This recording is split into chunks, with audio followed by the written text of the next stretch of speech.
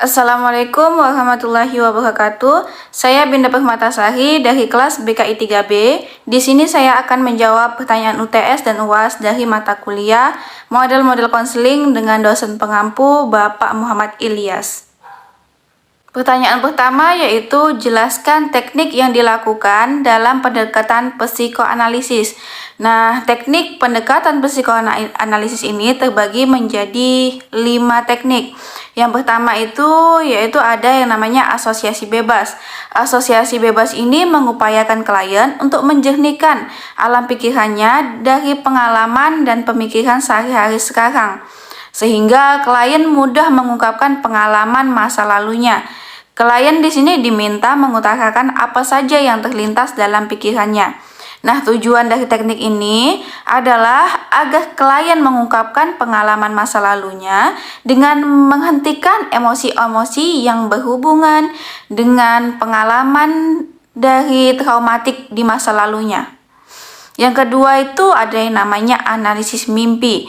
Nah, di sini klien diminta untuk mengungkapkan tentang berbagai kejadian dalam mimpinya dan konselor pun berusaha untuk menganalisisnya.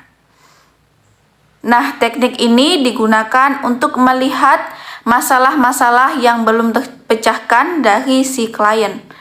Proses terjadinya mimpi adalah karena pada waktu tidur, pertahanan ego ini menjadi lemah. Nah, menurut Freud, mimpi ini ditafsirkan sebagai jalan raya untuk mengekspresikan keinginan-keinginan dan kecemasan yang tak disadari. Nah, yang selanjutnya itu ada yang namanya interpretasi. Interpretasi yaitu mengungkapkan apa yang tergandung di balik apa yang dikatakan klien, baik dalam asosiasi bebas, mimpi, resistensi, dan transferensi klien. Konselor pun menetapkan, menjelaskan, dan bahkan mengajak klien tentang makna perilaku yang termanifestasikan dalam mimpi, asosiasi bebas, resistensi, dan transferensi. Yang selanjutnya ada yang namanya analisis resistensi. Resistensi ini berarti penolakan. Nah, analisis resistensi ini ditujukan untuk menyadarkan klien terhadap alasan-alasan jadinya penolakan. Konselor meminta perhatian klien untuk menafsirkan resistensi. Nah, yang selanjutnya itu ada yang namanya transferensi. Transferensi adalah mengalihkan, bisa berupa perasaan dan harapan masa lalu. Nah, dalam hal ini klien diupayakan untuk menghidupkan kembali pengalaman dan konflik yang terjadi di masa lalunya, terkait dengan cinta, kebencian, kecemasan yang oleh klien dibawa ke masa sekarang. Dan permasalahannya ini dilemparkan kepada konselor untuk diselesaikan. Pertanyaan kedua yaitu jelaskan penyebab dari neo-Freudian memisahkan diri dari Freud seperti Alfred Adler dan Albert Ellis. Nah, penyebab dari neo-Freudian memisahkan diri dari Freud seperti yang dilakukan Alfred Adler dan Albert Ellis itu dikarenakan mereka sudah tidak sependapat lagi dan berbeda pandangan dengan Freud. Nah, perbedaan pandangannya ini seperti perbedaan pandangan Freud dan Alfred Adler, yaitu yang pertama, menurut Freud motivasi tindakan manusia hanya kepada seks dan agresinya saja. Sementara menurut Adler, manusia kebanyakan dimotivasi oleh pengaruh-pengaruh sosial dan perjuangan menuju kesuksesan. Yang kedua yaitu menurut Freud, perilaku saat ini itu dibentuk oleh pengalaman dari masa lalunya.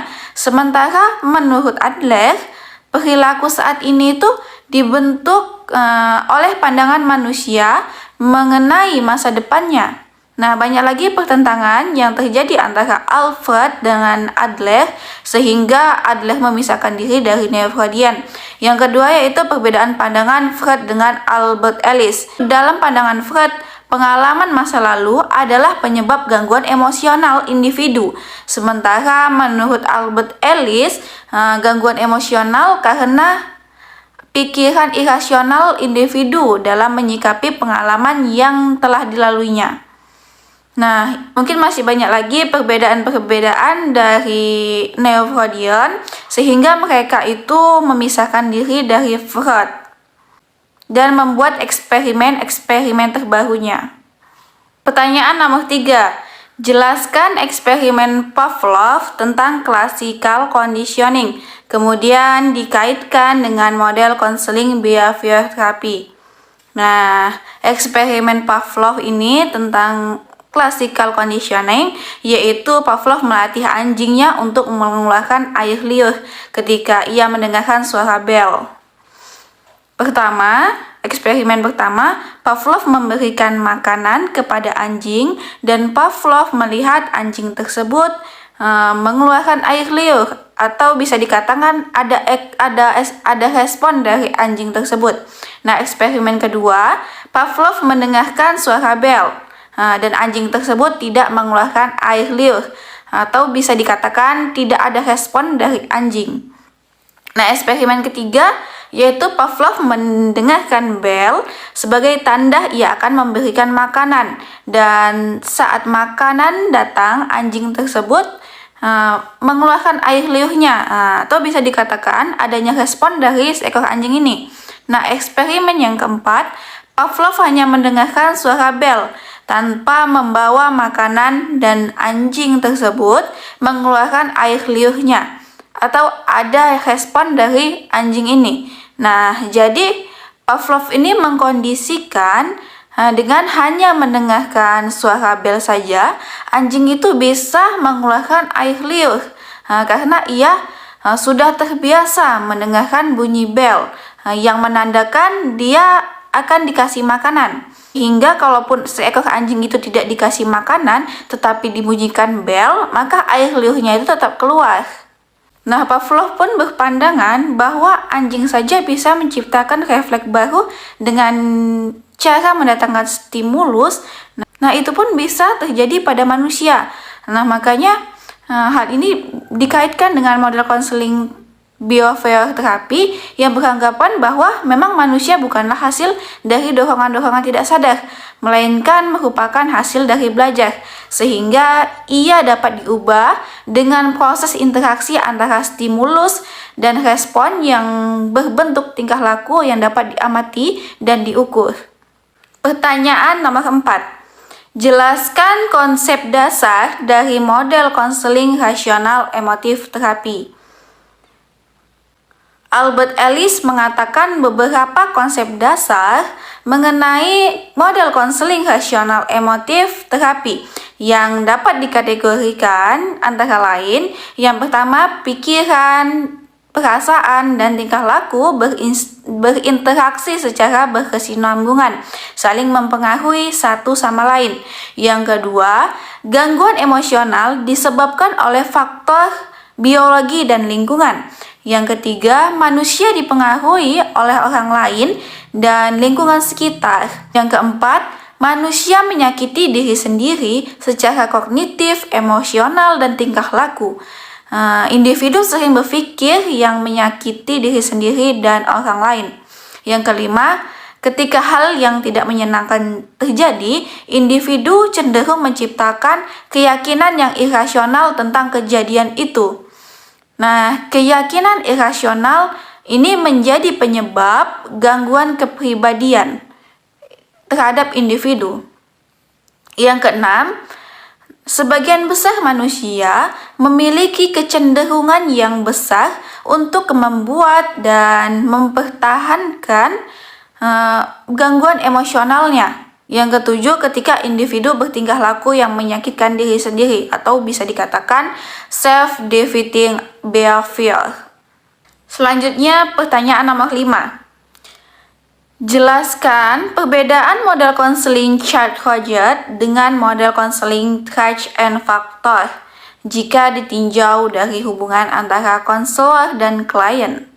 Nah, jika ditinjau dari hubungan antara konselor dan klien, perbedaan model konseling Chart-Rogers dan model konseling Tracht Factor yaitu, model konseling Chat Hodget ini merupakan pendekatan yang berfokus pada pengalaman individu dan menekankan pada kemampuan konselor untuk menentukan hal-hal yang penting yang terjadi dalam dirinya dan dapat memecahkan masalahnya. Hubungan antara konselor dan klien bisa berkualitas dengan menciptakan kehangatan suasana yang memungkinkan konselor untuk membuka dirinya. Nah, sikap empati konselor membantu konselor untuk yang pertama menaruh perhatian dan menilai pengalaman dirinya. Yang kedua, melihat pengalaman masa lalunya dengan cara-cara yang baru. Yang ketiga, yaitu memodifikasi persepsi terhadap dirinya sendiri, orang lain, dan lingkungannya. Yang keempat, menciptakan rasa percaya diri klien dalam membuat pilihan. Nah, dengan kata lain, dalam model konseling Chat Hodget ini, konselor hanya sebagai seorang yang mengarahkan klien, tetapi klienlah yang berhak menentukan pilihannya. Sedangkan model konseling Trust and Factor, yaitu peranan konselor di sini untuk memberitahukan konselor tentang berbagai kemampuan yang diperoleh konselor melalui hasil testing. Berdasarkan hasil testing ini pula, ia mengetahui kelemahan dan kekuatan kepribadian konselor. Konselor membantu konselor menentukan tujuan yang akan dicapainya sesuai dengan bakat hasil tes. Nah, juga dengan memberitahukan sifat serta bakat konselor, maka konselor ini bisa mengolah hidupnya sendiri sehingga dapat hidup lebih bahagia. Nah, pendekatan teori ini sering disebut dengan kognitif rasional karena peranan konselor dalam konseling ini ialah memberitahukan, memberi informasi, dan mengarahkan konselor. Selanjutnya, pertanyaan nomor 6. Jelaskan teknik-teknik yang digunakan dalam model konseling Gestalt. Nah, teknik-teknik yang digunakan dalam model konseling Gestalt ini ada beberapa teknik. Yang pertama itu adanya pengalaman sekarang. Nah, klien diarahkan untuk merasakan dan melakukan pengalaman masa lalu atau masa yang akan datang, sehingga ini dijadikan pengalaman sekarang. Misalnya, klien diminta merasakan bagaimana menjadi ibu, padahal kondisi klien saat ini belum menikah. Yang kedua yaitu adanya pengarahan langsung. Konselor mengarahkan secara terus-menerus hal-hal yang harus dilakukan klien berdasarkan pernyataan yang diberikan klien. Nah, misalnya, klien mengatakan bahwa dulu ia pernah diputuskan oleh pacarnya dan sakit hati. Kemudian, konselor akan meminta klien melakukan tindakan itu. Kemudian, konselor akan meminta klien melakukan tindakan bila hal itu terjadi sekarang. Nah, yang ketiga, adanya perubahan bahasa. Di sini klien didorong untuk mengubah bentuk pertanyaan menjadi pernyataan. Contoh pertanyaannya, misalnya, dapatkah saya bahagia? Diganti menjadi sebenarnya saya tidak bahagia.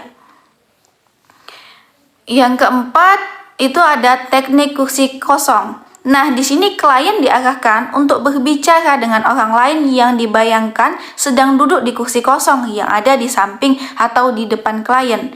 Nah, setelah itu klien diminta untuk berganti tempat duduk dan menjawab pertanyaannya.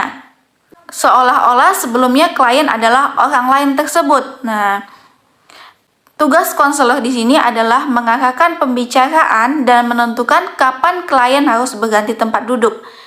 Teknik ini juga disebut dengan permainan peran atau role playing.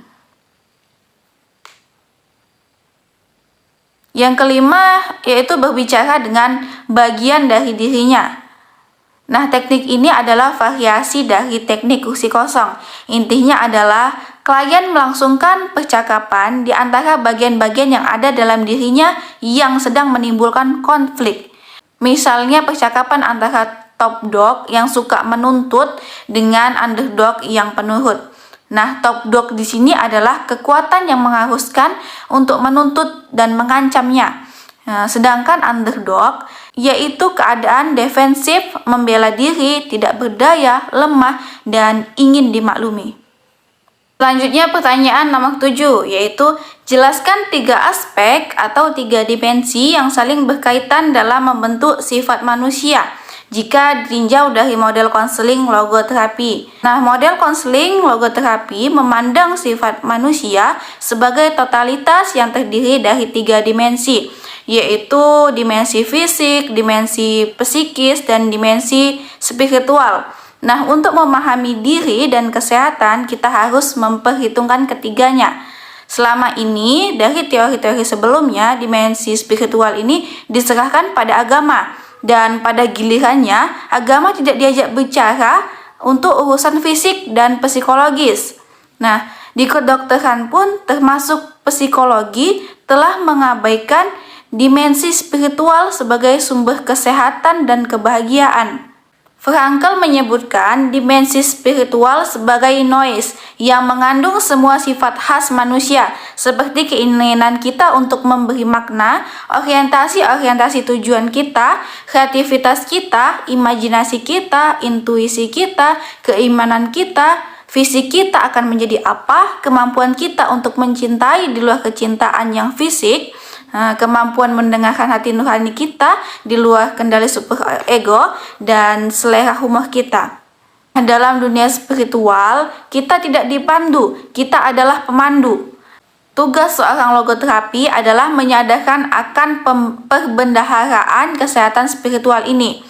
Nah, dalam psikologi, logoterapi dikelompokkan dalam aliran eksistensial atau psikologi humanistik. Logoterapi dapat dikatakan sebagai corak psikologi yang memandang manusia selain mempunyai dimensi ragawi dan kejiwaan, juga mempunyai dimensi spiritual, serta beranggapan bahwa makna hidup atau the meaning of life dan hasrat akan hidup bermakna, atau the will to meaning merupakan motivasi utama manusia. Frankl memandang spiritual tidak selalu identik dengan agama, tetapi dimensi ini merupakan inti kemanusiaan dan merupakan sumber makna hidup yang paling tinggi.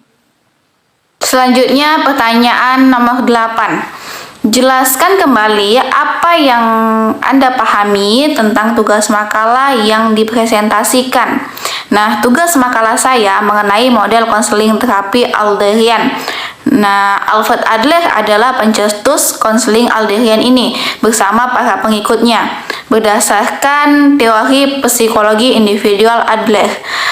Teori Adler ini fokus pada perasaan inferior yang ia anggap sebagai sesuatu yang normal bagi manusia dan merupakan sumber pencapaian semua usaha manusia. Adler memandang manusia memiliki minat sosial yang menjadi barometer bagi mental yang sehat. Nah, konsep konseling terapi Adlerian ini yang pertama yaitu ada yang namanya perasaan rendah diri, yang merupakan kondisi normal dari semua orang sebagai sumber dari usaha manusia dan kekuatan yang menentukan tingkah laku. Adler meyakini bahwa perasaan inferior ini senantiasa hadir dan kekuatan yang memotivasi tingkah laku. Inferioritas ini bukan petanda kelemahan atau abnormalitas. Dalam menjalani kehidupannya, individu senantiasa didorong oleh kebutuhan untuk mengatasi perasaan rendah diri ini dan berjuang untuk meningkatkan tingkat perkembangannya yang lebih tinggi. Kedua itu ada yang namanya striving of superiority, yaitu suatu usaha agar diri kita sempurna dengan menjadikan diri kita ini utuh. Kesempurnaan atau keutuhan adalah tujuan yang diorientasikan ke masa depan. Adler berpendapat bahwa motivasi manusia adalah harapan-harapannya terhadap masa depan. Sementara Freud berpandangan bahwa tingkah laku manusia itu ditentukan oleh masa lalunya. Yang ketiga yaitu style of life atau gaya hidup, yang merupakan struktur karakter yang unik atau pola tingkah laku dan karakteristik pribadi yang dengannya setiap individu berjuang mencapai kesempurnaan. Nah, dapat juga diartikan sebagai konsep diri dan konsep tentang kehidupan yang memberikan arahan atau pola yang pasti dalam berperilaku. Menurut Adler, gaya hidup ini menguat pada usia 4 atau 5 tahun dan sulit diubah setelah usia itu. Gaya hidup menjadi kerangka kerja untuk tingkah laku berikutnya. Jadi, sekitar umur 4 atau 5 tahun, itu dia sudah bisa menentukan masa depannya. Nah, yang keempat yaitu social interest. Adler mengartikan social interest ini sebagai potensi bawaan individu untuk berkooperasi dengan orang lain dalam rangka mencapai tujuan personal dan sosial. Menurutnya, tidak ada seorang pun yang terlepas dari orang lain atau dari kewajiban terhadap orang lain. Nah, sejak awal kehidupan, individu telah berkumpul dalam lingkungan keluarga, suku, bangsa, dan agama. Kehidupan sosial atau masyarakat sangatlah penting bagi individu untuk perlindungan dan perjuangan berkooperasi dengan menyatakan interest sosialnya. Yang kelima, birth order atau urutan kelahiran. Terkait dengan urutan kelahiran ini, Adler mengklasifikasikan ke dalam 4 urutan, yaitu yang pertama, anak yang lahir pertama. Nah, anak yang lahir pertama ini berada dalam situasi yang unik dan menimbulkan iri hati. Pada umumnya, orang tua sangat bergembira menyambut kelahiran anak pertama ini, dan mereka mengorbankan banyak waktu dan mencurahkan perhatian dan kasih sayangnya untuk bayi pertamanya ini, sehingga anak merasa bahagia dan merasa aman sampai anak yang kedua lahir.